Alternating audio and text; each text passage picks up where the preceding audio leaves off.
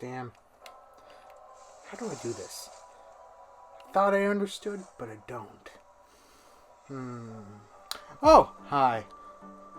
How's it going? I'm just playing a little bit of Metroid Dread on my Switch. Trying to get all the shine sparks. I am not doing great at it. But, because of this game, I wanted to talk about something that is near and dear to my heart, and I want to explain why I love it, because this is my channel, I can do whatever the fuck I want on it. So that is where I started thinking about, like, Metroid Dread, to be exact, came out last month. Finally got around to playing it at the beginning of this month. I'm getting very close to beating it. I would love to 100% of it, but as I try to get all the shine sparks, I realize I'm not great at it. But it made me start to think about, like, Metroidvanias, and the genre that came about because of Metroid, and then also Castlevania, and how it has grown into its own genre, and how I fucking love it, and me just wanting to gush about it. So, yeah, this is what this video is about. I love Metroidvanias. I love them. I think that they're great, and I can... Basically, if there's a Metroidvania, I probably will play it. I won't be like, oh man, I don't know if I'll like it. I usually like it. And thinking about why I do like it, trying to understand why I enjoy these types of games, has led me to think about it. So, I think about, like, all the other games that I've played in my life, and why I gravitate towards some over others. Like, I absolutely, positively fucking enjoy RPGs, JRPGs to be exact, because in those, the stories are expansive, also crazy, and the character designs are great, and sometimes the story's compelling, other times it's just like, yeah, that's stupid, let's go for it. And me loving those, I don't really like first-person shooters all that much because I suck at them. I really do. I was only really good at one FPS, and that was Halo Reach, and I don't think I'm that good at it anymore. So, it's one of those situations where I'm like, why do I gravitate towards Metroidvanias? And I think the main reason why I do love them, like, enough that I am playing one on my channel, Ender Lilies. Great game. Great fucking game. It has a weird mix of Metroidvania with, like, Dark Souls-esque difficulty for bosses at points.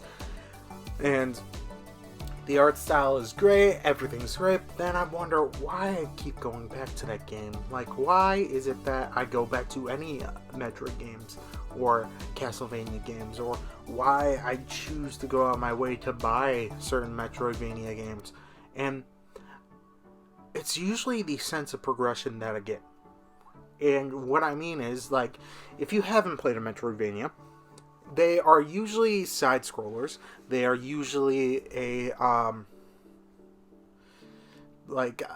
sometimes 2D pixel art, or they are 3D-esque or 2D art. You know, there's many multitude of them. But the main way that they become Metroidvanias is not just the 2D style or the platforming type deals. It's what essentially boils down to, you go through and you are playing through it, and you find these different things in the world, and you're like, oh man, I can't get to them, how do I get to them? And you're just like, okay, fine, I'll keep on going.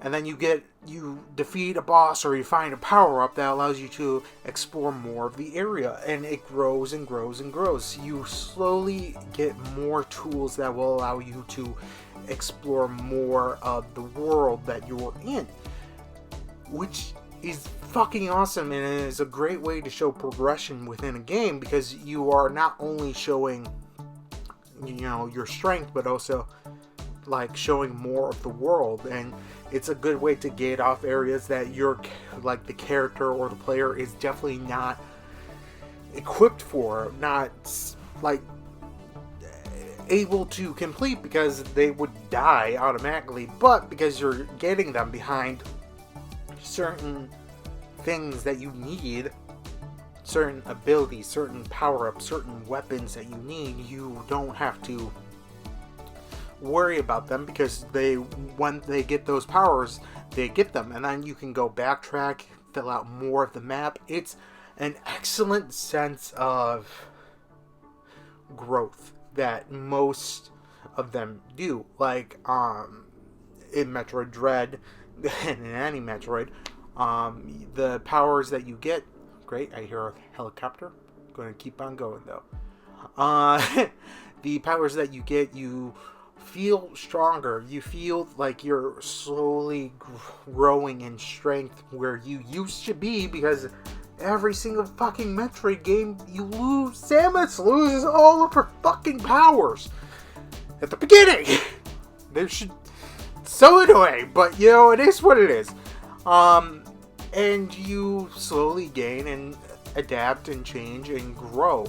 And also sometimes the sprite changes, sometimes the character model changes, which I love. I love it when games do that, where you gain abilities, gain weapons, and it shows up on your character model. Fucking chef's kiss. I love it when game companies do that. It's fantastic. Love it.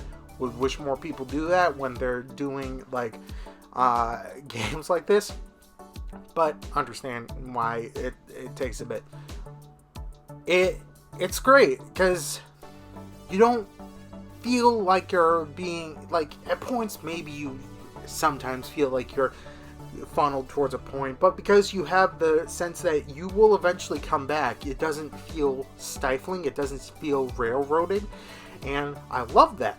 I love the sense that if you keep on going forward, you can keep getting stronger, and if you want to, you can get even more crazy strong, because you're going to go back, you're going to get more abilities, you're going to get more hidden items that will help you out. It's great. I love them so fucking much. Oh, yeah. I absolutely enjoy them, and they have great challenges. Like, for instance, when the world decided to go fucky, and I was put into, like, I wasn't working for like 2 months, I was able to finally get around to playing Symphony of the Night for the first time in my life, even though I was like, for a majority of it, I at points was going to play, for a majority of my life, I was going to play Symphony of the Night, one of the OG originators for Metroidvanias, and I was like, okay, I'm going to play this when I had free time. And then I had a very solid 8 weeks of not doing shit, and I was like, it's time. It's time to finally do something that I said I was going to do later. So, yeah, got it, played it. Oh my god, I loved it. I want to go back and play it again. I will probably at some point get it for my PC and play it on stream. Would love it. I already know the next Metroidvania that I'm going to play on my stream, and I feel like a lot of people know this one, but it is what it is. It's going to be a surprise. So yeah, the genre is great because you always feel like you're going forward, you're progressing, you're getting better, and I love that feeling of the progression and the steady growth. It's fucking awesome. Oh man. Also, some of the music in like most Metroidvanias, just like, awesome. Like, I don't know if anyone has like watched my streams, but Ender Lilies, great fucking soundtrack. I fall asleep to that soundtrack. It's so good. So good, so relaxing. It's great. I love it. This video is just me gushing about Metroidvanias.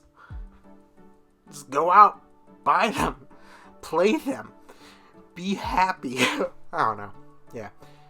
I didn't really have a major plan about this. It was just me talking about how I love Metroidvanias and their sense of progression. So,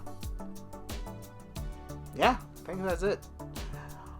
I'm going to go back to playing Metroid Dread now.